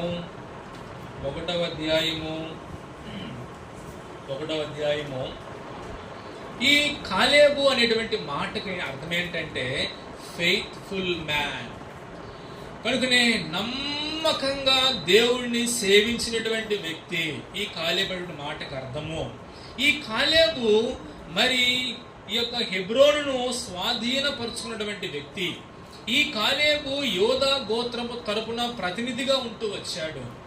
యోధా గోత్రానికి దేవుడు ఒక ప్రదేశాన్ని ఇస్తూ వచ్చాడు. ఆ ప్రదేశం ఏంటంటే హెబ్రోను, కిరియతర్బా అనేటువంటి ప్రాంతంలో ఉండి చూడండి ఇప్పుడు ఏమంటున్నాడు. న్యాయాధిపతులు 1వ అధ్యాయము 12వ వచనం చదువుదాం రండి. కాలేబు కిరియత్సేఫేరును పట్టుకొని కొల్లబెట్టువానికి నా కుమార్తె అయిన అక్సాను ఇచ్చి పెండ్లి చేసేదను అనగా, ఇప్పుడు అక్కడ ఒక ప్రదేశం ఉన్నది. ఆ ప్రదేశం పేరేంటంటే కిరియత్సేఫేరు. ఎవరైతే ఆ ప్రదేశాన్ని పట్టుకొని దాన్ని స్వాధీనపరుచుతారో వారికి ఏం చేస్తారంటే, అయినా నా కుమార్తెనిచ్చి వివాహం చేస్తానన్నప్పుడు ఒక వ్యక్తి వస్తూ వచ్చాడు. ఎవరంటే చూడండి ఆ వ్యక్తి. 13వ వచనం. కాలేబు తమ్ముడైన కనసు కుమారుడకు ఒత్నియేలు దాన్ని పట్టుకొని గనుక కాలేబు తన కుమార్తె అయిన అక్సాను అతనికిచ్చి పెండ్లి చేసెను. ఇప్పుడు ఒత్నియేలు అనేటువంటి వ్యక్తి ఈ అక్సాను పెండ్లి చేసుకున్నాడు. అక్సానగా అర్థం ఏంటంటే ఆర్నమెంట్. ఆర్నమెంట్ అంటే అర్థం ఏంటది, ఆభరణము. అందుకనే ఆభరణము గిఫ్ట్గా ఇస్తూ వచ్చాడు. ఎవరికి ఇస్తూ వచ్చాడు చెప్పండి, ఒత్నియేలు. ఇప్పుడు ఆత్మీయ అర్థానికి మనం వచ్చినప్పుడు ఈ యొక్క కాలేబు ఎవరన్నా అంటే తండ్రి, అక్స ఎవరంట, ఆయన కుమార్తె. ఇప్పుడు కాలేబు ప్లేస్లో మన ప్రభువైన యేసుక్రీస్తు వారిని మనం పెట్టినప్పుడు ఈ అక్సా ప్లేస్లో అక్సా యొక్క ప్లేస్లో తన సంఘాన్ని మనము పెడదాం. ఇప్పుడు కాలేబు తన కుమార్తెకి పెళ్లి చేస్తూ వచ్చాడు, మంచిదే. జయించినటువంటి వ్యక్తికి ఇచ్చి పెళ్లి చేస్తూ వచ్చాడు. కనుకనే ఎవరు జయించారు అని అంటే మరణాన్ని జయించినటువంటి ప్రభువైన యేసుక్రీస్తు వారు. మరణాన్ని జయించిన ప్రభువైన యేసుక్రీస్తు వారితో ఈ సంఘాన్ని దేవుడు ఐక్యపరచాలని దేవుని యొక్క ఉద్దేశము. అయితే అక్సాను ఇచ్చి పెళ్లి చేసిన తర్వాత ఈ అక్స ఏం చేస్తున్నాడంటే తన పెనిమిటి ఇంటికి వెళ్ళిపోయిన తర్వాత అయితే సామాన్యంగా ఏం చేస్తారు, వివాహం వస్తే తల్లిదండ్రులు కుమార్తెకి ఏదన్నా ఏం చేస్తారు, కొంత స్థలాన్ని కానీ ఒక ఇంటిని కానీ లేకపోతే కొంత గిఫ్ట్ని ఇచ్చి పంపిస్తారు. అయితే యెఫ్తాకి ఏం చేస్తూ వచ్చాడంటే తన తండ్రి అయినటువంటి ఈ కాలేబు దక్షిణపు దేశంలో మరి భాగంలో ఉన్నటువంటి ఒక పొలాన్ని ఇస్తూ వచ్చాడు. అనేక మంది ఏం చేస్తారు చెప్పండి, మరి ఇల్లు రాసిస్తారు, లేకపోతే పొలాలను కూడా రాసిస్తారు. ఒక్కటే కుమార్తె కదా ఇంకేం చేసుకుంటారని చెప్పేసి రాసిచ్చారు, మంచిదే. అయితే ఈమె తన యొక్క పెనిమిటి ఇంటికి వెళ్ళిన తర్వాత తన భర్తని ఫోర్స్ చేస్తూ వచ్చింది. మరి నా ఇంటికి వెళ్ళిన తండ్రి అడుగు నువ్వు పోయేసి ఒక మంచి పొలము ఇవ్వమని అడగమంటూ వచ్చింది. ఇప్పుడు మనం గమనించినట్లయితే యెఫ్తా ఏం చేస్తూ వచ్చిందని అంటే తన భర్తను వెంట పెట్టుకొని తన యొక్క తండ్రి అయినటువంటి కాలేబు ఇంటికి వస్తూ వచ్చింది. ఆ రోజుల్లో వాహనాలు లేవు. అయితే గాడిద మీద వాళ్ళు ఏం చేసేవాళ్ళంట, మరి ప్రయాణం చేసేటువంటి వారు. చూడండి, వారు గాడిద మీద ప్రయాణం చేసి వస్తూ ఉన్నారు. 14వ వచనం, ఆమె తన పెనిమిటి ఇంట ప్రవేశించినప్పుడు తన తండ్రిని ఒక పొలము అడుగుటకు అతనిని ప్రేరేపించును. ఆమె గాడిదను దిగగా కాలేబు నీకేమి కావాలనని అడిగెను. ఇప్పుడు మనం చూసినట్లయితే తన తండ్రి ఇంటికి, తన తండ్రి సన్నిధికి వస్తూ వచ్చినది ఆమె. ఎవరు?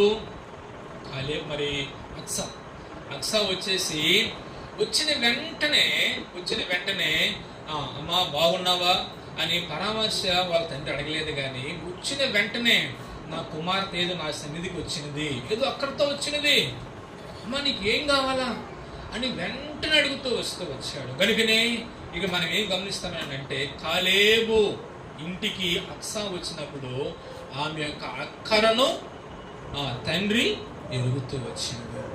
కనుకనే మనకు ఎన్నో అక్కర్లు ఉంటాయి. మనము దేవుణ్ణి అడగక మునిపే మనము దేవుణ్ణి మరి పూర్ణ మనసుతోటి మనం సేవిస్తుంటున్నప్పుడు ఆయన మన అక్కర్లన్నీ కూడా ఎరిగినటువంటి వాడు. మనం ప్రత్యేకంగా దేవుడిని అడగవలసిన అవసరమే లేదు. మనం ఏం చేయాలి చెప్పండి?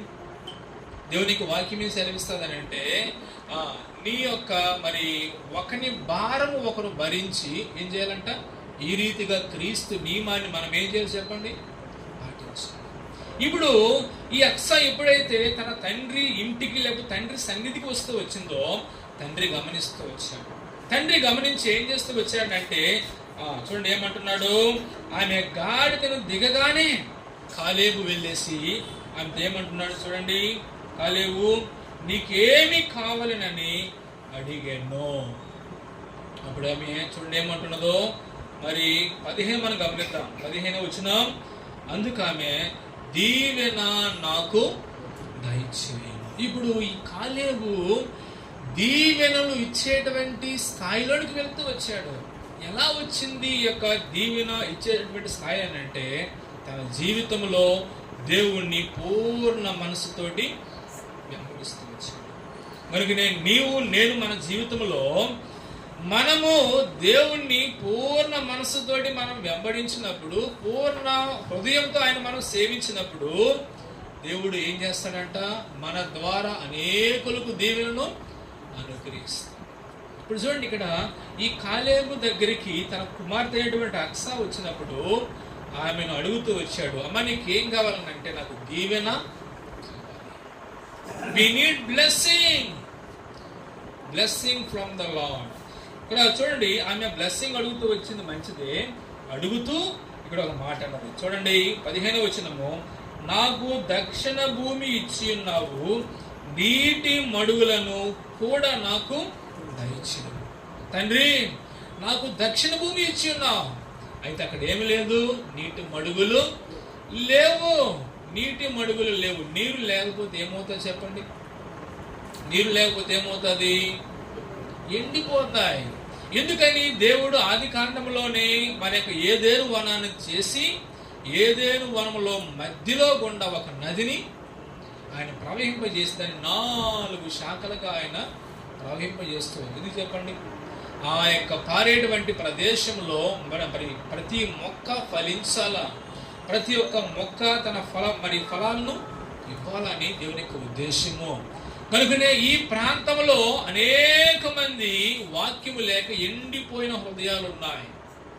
ఎండిపోయిన హృదయాలున్న ఈ దక్షిణ భూమి మనకి ఏమి చూపిస్తున్నారని అంటే మరి నీరు లేని ప్రాంతాన్ని చూపిస్తుంటున్నది. అయితే నీరు లేక నిరుపయోగముగా ఉన్నటువంటి ఆ దక్షిణ భూమి కొరకై తండ్రి వద్దకు వెళ్ళి, తండ్రి నాకు దక్షిణ భూమి నువ్వు ఇచ్చి ఉన్నావు, అయితే నాకు నీటి మడుగులకు కూడా దయచేయి. నువ్వు నాకు నీటి మడుగులను దయచేసేవనట్లయితే అది ఎంతో ప్రయోజనకరముగా ఉంటుంది. ఎంతమంది హృదయాలు ప్రభువులు లేకుండా నీటి మడుగులు లేని జీవితం జీవిస్తుంటున్నారు ఈ జీవితాల్లో, ఈ దినాల్లో. మన కుటుంబంలో అయితేనేమి, చుట్టుపక్కల అయితేనేమి. అయితే మనం ఏం చేయాలనంటే, మనం ఎట్లా ఉండాలంటే వారికి ఎట్లా ఉండాలనంటే మనము నీటి మడుగులుగా ఉండాలని దేవుని యొక్క ఉద్దేశము. రండి, మరి ఎట్లా ఉండగలమని అంటే దేవుడు చూడండి సెలవిస్తుంటున్నాడు. ఆయన సామెతల గ్రంథము 4వ అధ్యాయం, సామెతల గ్రంథము 4వ అధ్యాయము 23వ వచనం. ఈ ఎండిపోయినటువంటి బీడు భూముల్లాగా ఉన్న ప్రజల మధ్య మనం ఎట్లా ఉండాలని దేవునికి ఉద్దేశమో తెలుసా? 4వ అధ్యాయము సామెతల గ్రంథము 23వ వచనం. నీ హృదయంలో నుండి జీవదారులు బయలుదేరును, కాబట్టి అన్నిటికంటే ముఖ్యముగా నీ హృదయమును భద్రముగా కాపాడుకొనుమని చెబుతూ మూర్ఖపు మాటలు నోటికి రానియకము, పెదవుల నుండి కుటిలమైన మాటలు రానియకము. నీ కన్నులు ఇటు అటు చూడక సరిగాను, నీ కనురెప్పలు నీ ముందర సూటిగాను చూడవలెను. నీవు నడుచు మార్గము సరళము చేయము, అప్పుడు నీవు మార్గములన్నీ నీవు కుడికినైనను ఎడమకైనను తిరగకము, నీ పాదములు కీడుకు దూరముగా తొలగించుకొనుము. ఎవరైతే ఇలాగ చేస్తారో వారిని దేవుడు ఎండిపోయినటువంటి ప్రజలకు, ఎండిపోయిన బీడులకు నీరు ఎంత ఉపయోగకరంగా ఉంటుందో, ఎండిపోయిన హృదయాలకు కూడా నేను ఆ రీతిగా ఉంటామని దేవుడు సెలవిస్తున్నాడు. కనుకనే ఈ అక్ష ఏం చేస్తూ వచ్చిందంటే, అయ్యా తండ్రి, ఆ యొక్క బీడు భూమి ఎండిపోయినది, దానిలో మొక్కలు మొలవాలని అంటే, దానిలో పంట రావాలని అంటే దానికి ఏం కావాలి చెప్పండి? నీరు కావాలి, నీటి మడుగులు కావాలా? నీటి మడుగులు అంటే ఇంగ్లీష్ బాగా రాయబడింది స్ప్రింగ్స్ ఆఫ్ వాటర్స్. స్ప్రింగ్స్ అంటే మరి నీరు ఉబుకుతాయి, అక్కడి నుంచి పారవగానే నీరు ఉబుకుతాయి. అలాంటి జలాలు నాకు దయచేయి అంటూ వచ్చింది. అయితే గమనించండి, మన చుట్టూ మన జీవితం మరి పరిసర ప్రాంతాల్లో ఎంతమంది వాక్యము లేకుండా ఎండిపోయిన జీవితాల్లో ఉన్నారు. మరి బయట వారిని పక్కన పెడితే మన కుటుంబాల్లో లేరా అంటే ఉన్నారు. అయితే వారికి నేను ఎలా ఉండాలని అంటే నీటి మడుగుల్లాగా ఉండాలి. జీవ జల ధారలు మన హృదయంలో నుండి ప్రవహించాలని అంటే కాలేబు జీవితాన్ని మనం చూసినప్పుడు, ఇప్పుడు కాలేబులో నుండి ఏమొచ్చిందంట? ఆశీర్వాదాలు తన కుమార్తెకి ఇచ్చాడనంటే కాలేబు తన జీవితంలో ఇక్కడ తన హృదయాన్ని చెప్పండి భద్రముగా కాపాడుకున్నాడు. హృదయం ఎలాంటిదే తెలుసా? హృదయము బహు భయంకరమైనది, అది ఘోరమైన వ్యాధి కలది, దాన్ని గ్రహింపగలవాడు ఎవడు? కనుకనే ఇలాంటి భయంకరమైన హృదయం మనలో ఉంటుండగా అయితే మనం ఎలా జీవించాలంట? భయము కలిగి వణుకుతో ప్రభువుని మనం సేవించినప్పుడు దేవుడు మన ద్వారా అనేకుల యొక్క దప్పికను ఆయన తీరుస్తాడు, అనేకుల యొక్క దాహాన్ని ఆయన తీరుస్తాడు. ఇక్కడ నీటి మడుగులు రావటము అసాధ్యం అనుకుంటాం. ఇక్కడ ప్రజలు మారు మనసు పొందడం అసాధ్యం అనుకుంటాం. అయితే దేవునికి సమస్తమును. రండి మనం చదువుదాం. ఇక్కడ కీర్తన గ్రంథము 107వ కీర్తన 35వ వచనం. 107వ కీర్తన, బుక్ ఆఫ్ సామ్స్ 107వ కీర్తన. రండి, దేవుడు ఎలాంటి గొప్పవాడో మనం చూద్దాం. 107వ కీర్తన 35వ వచనం చదువుతాను, గమనించండి. 107వ కీర్తన 35వ వచనం చదువుతాను, గమనించండి. అరణ్యమును నీటి మడుగుగాను, ఎండిన నేలను నీటి ఊటల చోటుగాను ఆయన మార్చడానికి సమర్థుడు అనేటువంటి సత్యాన్ని మనం ఎరిగి మనం జీవించాలి. కనుక ప్రభువా, ఈ ప్రజలు మారటం అసాధ్యం అనుకుంటాం. కనుకనే అలాగనుకొని మరి ఒక భక్తుడు ఏం చేస్తూ వచ్చాడంటే, మరి యోనా నువ్వు నినివేకి వెళ్ళి మరి ప్రకటించమని అంటే, అయ్యా వాళ్ళు అసలు మారరు, ఎంత మరి ఆ ప్రదేశానికి నష్టము రాబోతున్నది ప్రకటించమని అంటే, వాళ్ళు అసలు నన్ను చంపేస్తారేమో అని చెప్పేసి భయపడి దేవునికి అవిధేయత చూపించి తర్షీషుకు వెళ్తూ వచ్చాడు. కనుకనే దేవుడు సంధించు కాలంలో దేవుని మాటలు మనం చెప్పినప్పుడు ఆయన వారు హృదయాల్లో భయాన్ని పుట్టించగలడు. అయితే ఇక్కడ దేవుని యొక్క కార్యం మనం చూసినప్పుడు ఇక్కడ ఆయన ఏం చేయగలడు మనం చూడండి. 35వ వచనంలో ఎండిన నేలను కూడా ఆయన ఎట్లా చేస్తాడంట, నీటి ఊటగా మారుస్తాడు. అయితే మరి మనకైతే అసాధ్యం. కొన్నిసార్లు మనం బోరేసుకుంటాం, బోరేస్తే నీళ్ళే పడవు. అయితే మనం ఎంతో మరి కృషించిపోయే వారంగా ఉంటాం. అయితే కొన్నేసి దిక్కుల అదే ప్రాంతంలో బోరేస్తే వెంటనే నీళ్లు పడతాయి. అంటే అర్థం ఏమిటి, అక్కడ నీటి ఊటలు ఉన్నాయి. కనుకనే అలాంటి ఊటలను దేవుడు మనకు దయచేస్తాడు. ఆ నీటి ఊట ఎవరో కాదు, నీవు నేనే. అలాంటి నీటి ఊటగా నీవు నేను ఉండి మన హృదయంలో నుండి జీవదారులు బయటకు వెళ్ళినప్పుడు అనేకుల యొక్క దప్పికనవి తీర్చగలవు. అలాంటి వారముగా ఉండాలని దేవుడు మనల్ని కోరుతున్నాడు. అంత మాత్రమే కాదు, చూడండి ఆమె అడిగిన వెంటనే కాలేబు చూడండి ఏం చేస్తూ వచ్చాడంట. మనం చూసినప్పుడు రండి, న్యాయాధిపతుల గ్రంథము 1వ అధ్యాయం 15వ వచనం మనం గమనించినప్పుడు ఇక్కడ కాలేబు ఆమె అడిగింది ఒకటి, నాకు నీటి మడుగులను కూడా నాకు దయచేయము అని అడిగినప్పుడు ఆయన చూడండి ఏం చేస్తూ వచ్చాడంట. అప్పుడు కాలేబు ఆమెకు మెరక మడుగులను, పల్లపు మడుగులను, మెరక అంటే పైనుండి నీళ్లు వచ్చేటువంటివి, పల్లం అంటే కింద నుండి ఉబికేటువంటివి, 2 ఆశీర్వాదాలను దేవుడు అనుగ్రహిస్తూ వచ్చాడు. పైనుండి కొన్ని గమనించినట్లయితే అమెరికాలో నయాగరా జలపాతం ఉంటాయి. పైన కొండల మీద నుంచి జలాలు ప్రవహిస్తూ ఉంటాయి. నీటి మడుగులనంటే కింద నుంచి ఉబికేటువంటి 2 అంతల ఆశీర్వాదాన్ని దేవుడు మరి కాలేబు అక్సాకు అనుగ్రహిస్తూ, ఒకటి పైనుండి వచ్చేటువంటి జలాలను అనుగ్రహిస్తూ వచ్చాడు, 2వది నీటి మడుగులను కూడా కింద నుంచి వచ్చేటువంటి ఓటను ఆమెకు అనుగ్రహిస్తూ వచ్చాడు. కనుకనే మనం ఏం చేయాలంటే ఇక్కడ ఈమె ఏమడిగిందంటే ఆ ప్రదేశం కొరకైనటువంటి అక్కర కలిగి, అది వ్యర్థముగా ఉన్నది, అక్కడ గచ్చపదలు మొలుస్తూ ఉన్నాయి, అక్కడ ఖాళీగా ఉంటే ఏం చేస్తాయి, నక్కలు వచ్చి ఏం చేసి చెప్పండి, అక్కడ గుంటలు దవ్వి పాడు చేసి సొరంగాలు అవి ఉండి పాడు చేస్తాయి. ఇప్పుడు ఆ ప్రదేశంలో అవి ఉండకూడదని అంటే, ఆ ప్రదేశంలో నక్కలు ఉండకూడదని అంటే ఏం చేయాలి, అక్కడ నీళ్లు ఉండాలి. నీళ్లు ఉన్నప్పుడు ఏమవుతుంది చెప్పండి, ఏమవుతుంది, మొక్కలు మలవడానికి ఆస్కారం ఉంటుంది. కనుకనే మన జీవితంలో మనం ఎట్లా ఉండాలని అంటే, ఈ ప్రజలకు, మన చుట్టూ ఉన్న ప్రజలకు మనం ఎట్లా ఉండాలి చెప్పండి, జీవపు ఓటలాగా, జీవజల నదిని దేవుడు మన హృదయంలో నుండి ఉప్పొంగ చేస్తాడు అంటాడు కదా దావీదు, నా గిన్నె నిండి. కనుకనే మనం ఎప్పుడు కూడా మనం ఏం చేస్తామని అంటే మన భక్తి జీవితాన్ని నింపుకునే వరకే ఉంటాము, కానీ ఏం చేయం చెప్పండి, ఏం చేయము.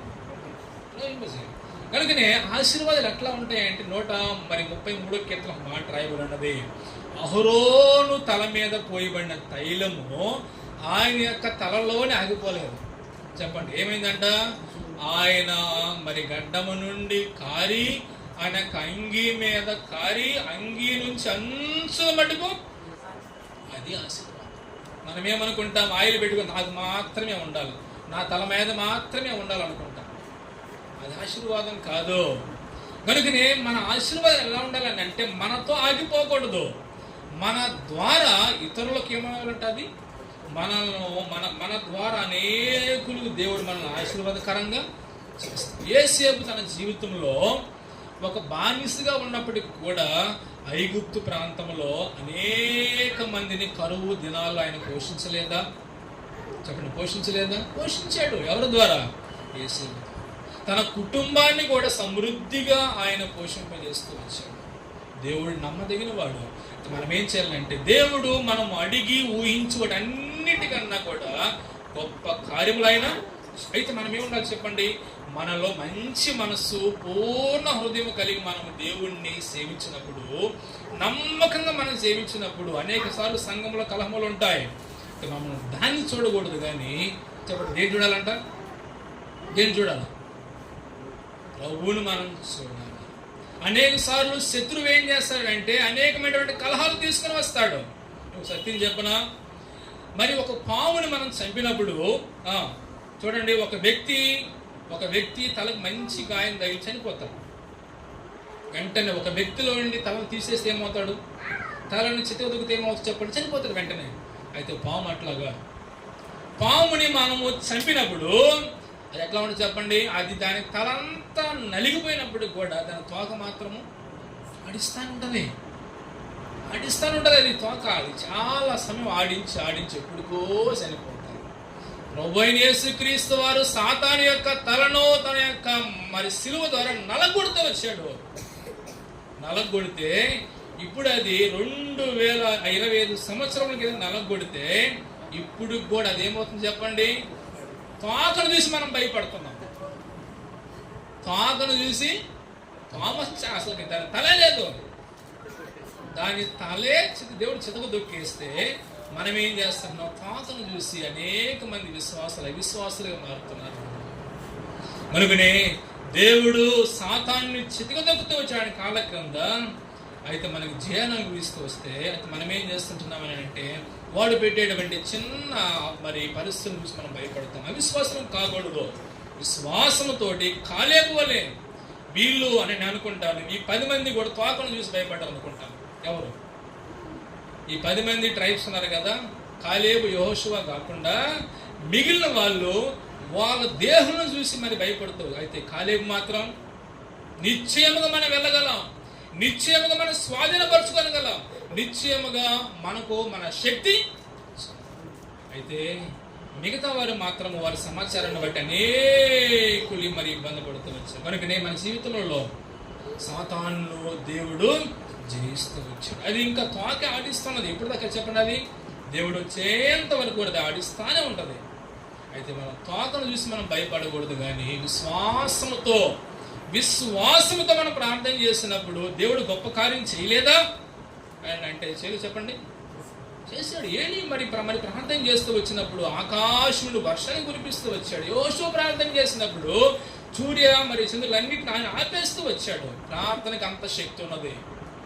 ప్రార్థన మనమేదో మరి సునాయాసంగా తీసుకుంటాము కాదు, కానీ ప్రార్థన దేవుడు తన సంఘానికి ఇచ్చినటువంటి అధికారం.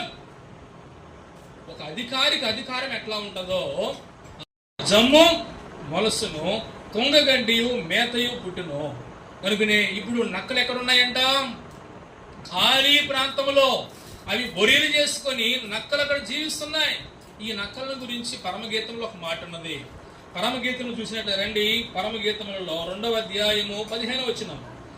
పరమగీతములు 2వ అధ్యాయము 15వ వచనంలో మరి రండి, సొలొమోను గారు ఈ మాట అంటారు. 2వ అధ్యాయము 15వ వచనం పరమగీతములో ఈ నక్కలు ఏం చేస్తాయంట మనం గమనించినప్పుడు 2వ అధ్యాయము 15వ వచనం, మన ద్రాక్ష తోటలు పూతపట్టి ఉన్నవి, ద్రాక్ష తోటలను చెరుపు నక్కలను పట్టుకొనుడి, సహాయం చేసి గుంట నక్కలను. కనుక నీ నక్కలు ఏం చేస్తానని అంటే చెరుపు చేస్తాయి. ఆ నక్కలు ఉండకుండా ఏం చేయాలంటే చెప్పండి, మనం ప్రార్థించినప్పుడు దేవుడు సమృద్ధి అయినటువంటి జలాన్ని ప్రవహింపజేసి ప్రజల హృదయమైనటువంటి ఆ నక్కలను పారగొట్టేసి వారికి నెమ్మదిని దేవుడు అనుగ్రహిస్తాడు. ఎవరి ద్వారా అంటే మన ద్వారా. కనుకనే యోసేపు తన జీవితంలో మరి ఐగుప్తు ప్రాంతంలో కరువు వచ్చినప్పుడు అనేకులకు ఆయన పోషణాధారుడుగా ఉంటూ వచ్చాడు. ఈ దినంలో కూడా ఈ ప్రాంతంలో ఉన్నటువంటి అనేక మంది ప్రజలకు ఈ స్థలము ద్వారా మరి వారి యొక్క దాహం తీర్చినట్లుగా మనం ప్రార్థన చేద్దాం. మన ప్రార్థన చేద్దాం. విశ్వాసం మనం ప్రార్థన చేసినప్పుడు దేవుడు తప్పకుండా మన ప్రార్థనను విని దేవుడు తప్పకుండా గొప్ప కార్యాన్ని ఆయన చేస్తాడు. ఆయన మాట ఇచ్చి తప్పేటువంటి వాడు కాదు. ఆయన నరుడు కాదు. కనుగొనేటువంటి సత్యాన్ని మనం ఎరిగినటువంటి వారమై కాలేబు అనుభవాన్ని కలిగి మనము పూర్ణ మనసుతో మనం సేవిస్తూ, నువ్వు ఒక్కరవైనా మనం ఎక్కడున్నా ఏ పని చేసుకుంటున్నా కూడా మన భక్తి జీవితము, దేవుని సేవించే జీవితము మరి ఆయనకి ఇష్టముగా ఉన్నట్లయితే మనకు ఆశీర్వాదము, మన కుటుంబానికి ఆశీర్వాదము, మన సంఘానికి ఆశీర్వాదము, సమాజానికి కూడా. కనుక అలాగా ఉండాలని దేవుని యొక్క ఉద్దేశం. కనుక ఆ రీతిగా ఉంటూ కాలేబు వలె దేవుని సేవిస్తూ నమ్మకంగా ముందుకు సాగుతున్నాను. దేవుడు మాటలు దీవించు.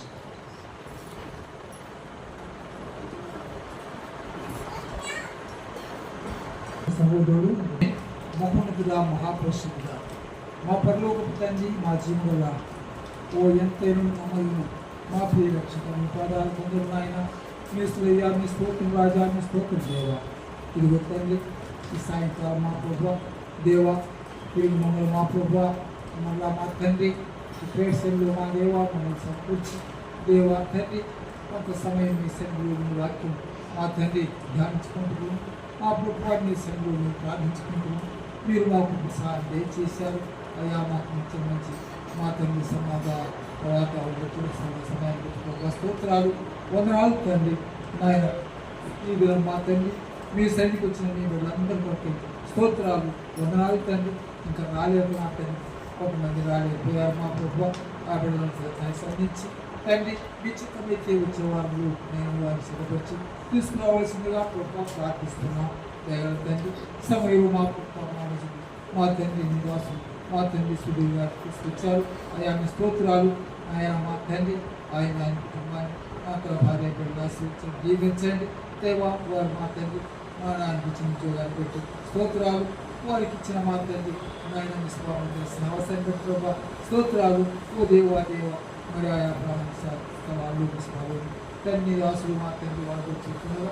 అనేక ఆత్మలు ప్రాప్తంగా పొలుపుగా వాళ్ళు కాక అయా సమయంలో మా ప్రభు ఇదిగో తండ్రి మీరు మాకు మా ప్రభు ఈ యొక్క మా తండ్రి మరి ఈ స్థలాన్ని మందిరాన్ని మా ప్రభు జరిగించుకుని తండ్రి ఇక్కడ మా ప్రభు మేము వాళ్ళు ఇచ్చినటువంటి ఈ కుటుంబ యజమానులతో తండ్రి స్తోత్రాలు వందనాలు తండ్రి. ఆ యజమానులు మా తండ్రి మమ్మల్ని తీసుకున్నారు తండ్రి. కుటుంబ సభ్యులు కూడా ఆ దేవ దేశాలు వారిని వారి కుటుంబాలు మీరు ఆశీర్వదించి దీవించి తండ్రి ఇక్కడ ప్రారంభించినటువంటి ఈ పని పరిచయం మాదేవి ఏ ఉద్దేశంతో మా తండ్రి ఇక్కడ ఏర్పాటు చేయబడింది ఆ మీ ఉద్దేశం చిత్తం నెరవేర్చుకుని మా దగ్గర రాబోతున్నప్పుడు మా దేవ ఇక్కడ మా మంచిగా ఈ పరిచయం జరిగి ఆరాధించేటువంటి ప్రజలను మా తండ్రి మీ యొక్క బరువులు పాల్గొని ఈ ప్రజలు మీరు నడిపించి మా తండ్రి మీ గొప్ప అద్భుతాలు జరిగించి నామాన్ని మహింపుచ్చుకుందరుగా కానీ ఆయా మా తండ్రి దేవా తండ్రి మరి కుమారుడు మా తండ్రి పంపించి మా ప్రభు తండ్రి వారు కూడా మా తండ్రి ఆయన వారికి అక్కడికి జరుగుతుంది నమ్మకంగా చేయకుండా సహాయం చేయండి. మీ చిత్తమైతే మా తండ్రి ఇంకా మా ప్రభు దేవ మరి మా తండ్రి పైన మా ప్రభు మీ బిడ్డలు మా తండ్రి ఇక్కడ తీసుకురావడానికి ఆయన మీకు సహాయం చేసి దేవా ఏ ఇబ్బంది లేకుండా ఇక్కడ ఈ పరిచయం మా తండ్రి జయపూర్ణంగా జరిగించుకొని మీ నామాన్ని మహించుకుంటారు నమ్ముచు వారు ఏ వార్త ఇప్పుడు మీ బిడ్డలు మా తండ్రి అనేకమైనటువంటి మా తండ్రి మా వెనుపాలు మీ పాదాలు ప్రార్థించున్నారు. ఆయా అన్ని ప్రార్థన ఆలోచించారు.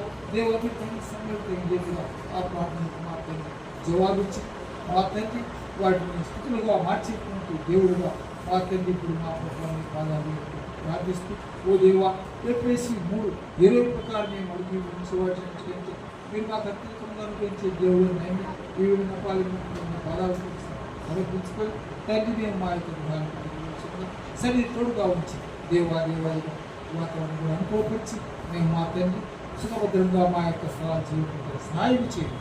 మా తండ్రి చిత్తమైతే మళ్ళా మా తండ్రి మా తండ్రి చేరి మేము మా తండ్రి మన ప్రార్థించుకోవడానికి మీ యొక్క మాట వినడానికి మా తండ్రి మమ్మల్ని సిద్ధపరిచి ఆయుధపరిచింది. మీ దయగలన్నీ వస్తాను మమ్మల్ని సమర్పించుకుంటూ మాకు మా రక్షకుడు మోచకుడు యేసుక్రీస్తు వారికి పరిశుద్ధనామములో స్తుతించి ప్రార్థించి నా పరమ తండ్రి ఆమేన్. మన పరలోకపు తండ్రి దేవుని ప్రేమ ప్రభువైన యేసుక్రీస్తు పరిశుద్ధాత్మ దేవుని యొక్క